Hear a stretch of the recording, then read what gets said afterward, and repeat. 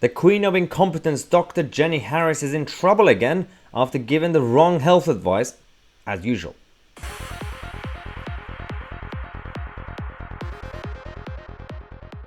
It's not the first time that Jenny Harries has been in trouble for either giving the wrong advice or misleading the public or changing her mind based on no evidence. There's been a lot of ups and downs with this government and the bureaucrats that we have, the experts that we need to follow without questioning or scrutinizing. Everything that they say is so true that they can't even be questioned by WHO, by anybody else. Right now, WHO has been giving different guidance over the last year. They've made some changes. They're not even listening to them. They keep going and going and going. Now, even the cabinet are angry because her team and the health agency have come out to read a guidance from America and CDC on isolation, and apparently they read it wrong. That's the accusation. Then they say that, oh wait, just made a mistake. Dr. Jenny Harries, she's a doctor, and her team are all supposed to be professionals. Somehow they got it wrong, and now the whole debate is between having 7 days or 5 days isolation. This is the level of chaos that we're basically reaching, and they wonder why the public are sick and tired of organizations like the UK Health Agency, who, as Guido actually did a lot of good research on this, actually thanks to them, who misread the Americans' isolation rules, and it's very technical, and I'm going to show you what the Guido has actually done in terms of the research.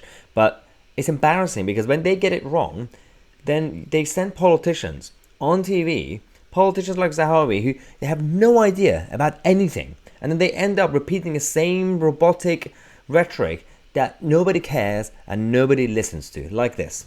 Well, I would obviously always defer to the scientific advice on this. It would certainly, help mitigate some of the pressures on, schools, on critical workforce and others.